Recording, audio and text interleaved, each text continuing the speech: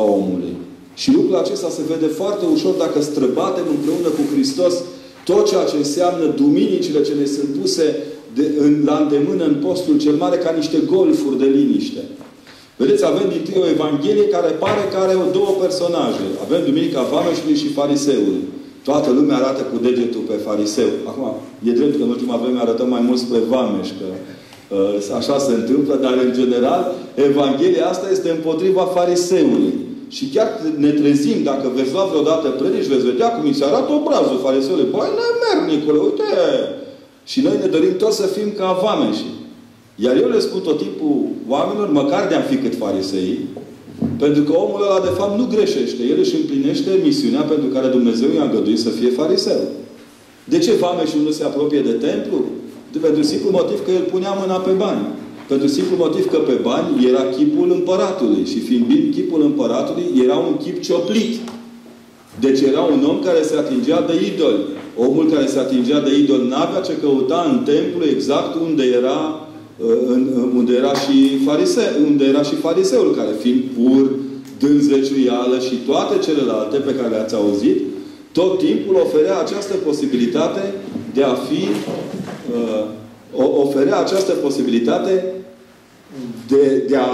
acest drept de a sta în mijlocul templului. Greșea că se rostea cu gura mare, că se ruga cu gura mare, să fim serioși. Noi nu spunem cu pace Domnului să ne rugăm. Zicem tare, cu pace Domnului să ne rugăm. Sau în pace, mai nou că se poartă schimbarea liturgiei după cum bate vântul culturii române. Și atunci stai și te gândești. Greșea rostind cu voce tare? Greșea că dădea zeciuială? Greșea că spunea, miluiește-mă pe mine păcătosul, că fac asta și asta, așa. Dar noi facem același lucru. Toate rugăciunile noastre spun așa. Doamne, am făcut asta și asta, dar Tu fii milostiv cu mine, păcătosul Tău fariseu, care îl cert imediat pe fratele meu fariseu din Vechiul Testament. Problema cea mai mare era în schimb alta. Hristos altceva vrea să dovedească.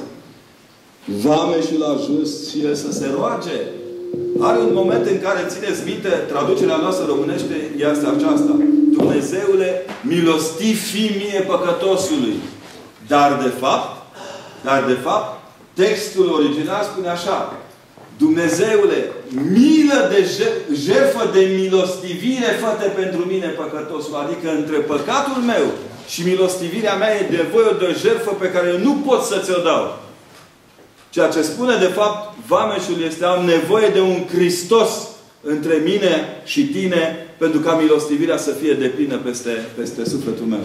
Sau, dacă mai corect să fim, nu pot să mă împac cu tine ca Dumnezeu dacă nu este cineva să jertfească ceva pentru împăcarea noastră. E valabil? Haideți să mergem mai departe în Duminica Întoarcerii Fiului Risipitor.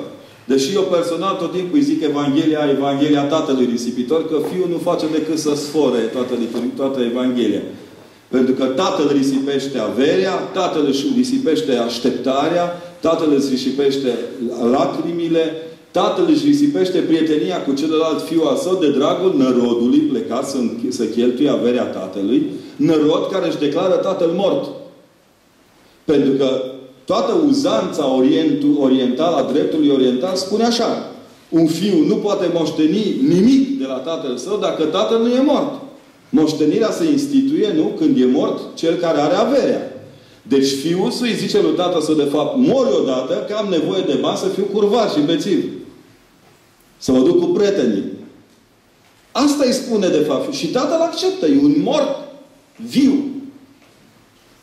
În momentul în care se întoarce Fiul către sine, dincolo de trezirea Fiului, pe care noi marșăm tot timpul, dar uităm un lucru.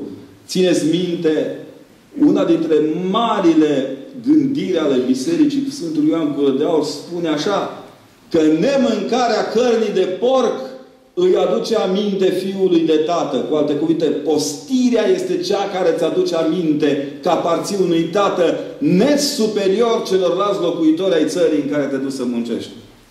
Sau care te duci să robești. Că tot vorbim de codul sclaviei la televizor. Și atunci, ce spune Evanghelia? Că întoarcerea Fiului către casa al cărui Tată îi iese în întâmpinare alergând. Un Tată care aleargă, care îi pune la loc inelul, deci îl reașează în demnitate filială. Mai avea nevoie de ceva. Tatăl zice să junghie vițelul cel gras, nu ca să-l bea și să-l mănânce și să se veselească, ci pentru că orice împăcare între tată și fiu cerea o jertfă. Asta nu pricepe fratele fiului risipitor. Pentru că el spune, fiul tău acesta, adică nu fratele meu, fii tu. Adică eu n-am nicio treabă cu voi doi. Că de tine m-am rupt când ai dat averea lui ăsta, iar de nărodul ăsta m-am rupt. Ce mai caut acasă? Cam așa sună ce zice fratisul. Zice, atâtea și-a făcut aia. Și mie nu mi-ai dat un iet ca să petrec cu prietenii mei. Dar Tatăl nu pentru petrecere junghea vițelul, ci pentru jertfă. Împăcarea între tată și fiu nu putea veni decât din jertfă. Mântuitorul arată cu alte cuvinte că tot ceea ce se făcea până la venirea Lui avea rost, dar nu suda iertare.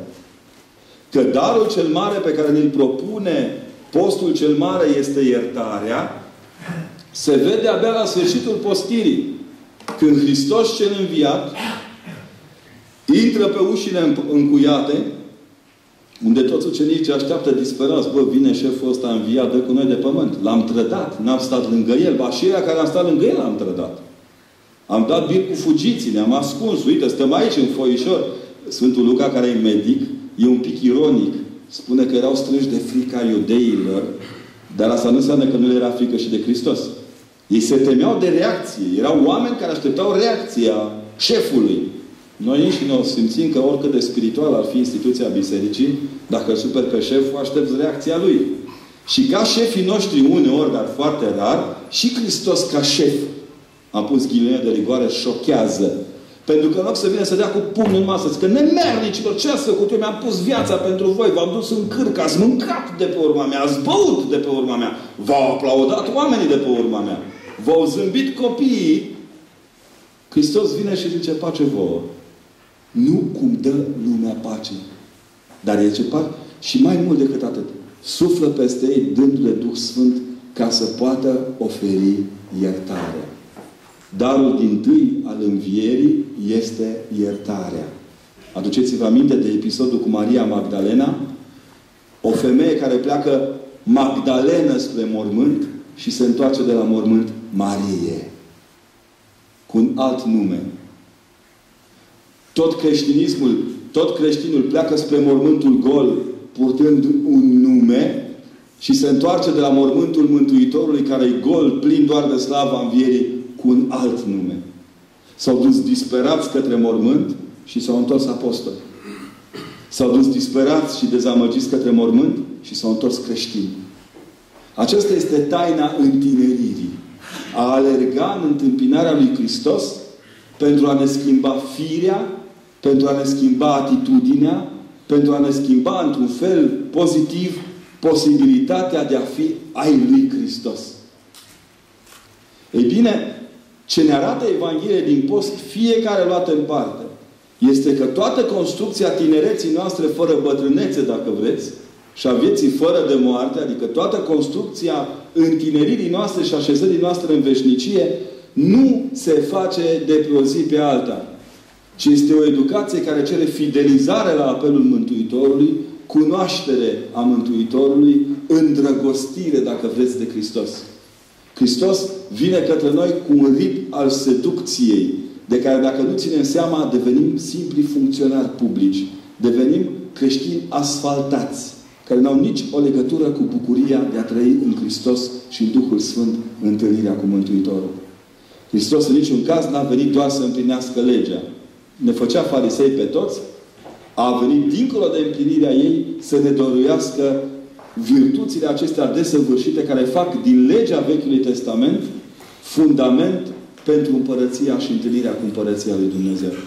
De fapt, tot postul mare este o astfel de construcție extrem de spiralată. Sfântul Maxim Mărturisitorul folosește foarte des imaginea aceasta, o unei spirale care, pe măsură ce urcă către Dumnezeu, e o spirală care, prin miezul căreia trece tot Dumnezeu. E ca suntem în zonă de sondă, nu e ca o sondă spiralată, care în măsura în care urcă către Dumnezeu, stă axată tot timpul pe Dumnezeu și în măsura în care de pe punctul ăsta urci, de fapt te apropii tot timpul de Hristos. Tot timpul, fără a te îndepărta, dacă vreți, joci o horă de împlinire în jurul lui Hristos. Aceasta este taina pe care ne-o pune la îndemână postul. Noi ne-am obișnuit să credem că postul se reduce la varză murată, picioci fierți, din când în când câte o iertare dată peste umăr. Vecinul, știi, a venit Paștele să ne iertă. Hai să ne iertă. Cunosc un preot care mie mi este foarte drag, care când se enervează să nu spună nimic rău, zice, Dumnezeu să te ierte, dar zici că nu spune despre Dumnezeu nimic. Din când în când mai păstrăm câte o relație, dar ce nu mai simțim noi, și aici e una dintre marile probleme, este că eu nu pot crește decât în măsura în care tu crești alături de mine. Că toată întinerirea mea nu se poate petrece decât în Duhul întineririi celuilalt. În Duhul întineririi celuilalt, în Duhul lui Hristos. În lucrarea cu Hristos. În împlinirea cu Hristos, Domnul, a celei mai frumoase dintre misiuni. Anume, trecerea pragului spre Împărăția Veșnică, spre Împărăția lui Dumnezeu. Tainele cele mari pe care ni le descoperă postul, spre aceasta se descoperă. Și ne mai spune ceva, postul. Postul ne atrage atenția că nu putem posti împotriva lui Hristos. Sunt oameni care postesc împotriva lui Hristos. Oameni care postesc de carne, dar mănâncă frați. Care postesc se roagă acolo, citesc ceaslov după ceaslov. Dar nu pricep nimic. Și continuă să înjure, continuă să minte, continuă să scuipe pe celălalt printre dinți. De ce? Pentru că ceea ce propune postul nu este simplu dans. Nu e numai gestică. Numai formalism. Postul propune un conținut nou. Iar conținutul nou pe care îl propune postul este viața în Hristos. Iar viața în Hristos înseamnă de dragul lui Hristos tot timpul să schimbi câte ceva în bine în tine. E un Sfânt Părinte, fericitul Ieronim, nu chiar Sfânt, numai fericit. Nici măcar prea fericit nu e. Fericitul Ieronim, grecul, care spune la un moment dat, într-una dintre rugăciunile lui, eu vreau să voiesc voia Domnului.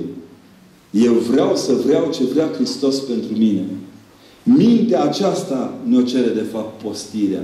Către acest adevăr ne cheamă tot timpul Hristos. Să te faci, să te așezi pe El, să iei modelul Lui pentru a putea să devii în Împărăția lui Dumnezeu parte integrantă din întâlnirea cu El. Dumnezeu nu are a pierde pe nimeni, ne zice Părintele Steinhardt. Adică nici unul nu suntem în plus în biserică. Pentru niciunul dintre noi, Hristos n-a dat Evanghelia ca să ne dăm cu ea în cap și peste degete. Niciodată crucea lui Hristos nu este numai în ea. Este și binecuvântare, și mângâiere, și toiac de sprijin. Postul, prin tot ceea ce ne pune la dispoziție, este această școală, ține de această școală de întinerire. De această școală de întinerire în care în permanență suntem la cursuri, în care tot timpul mai învățăm ceva.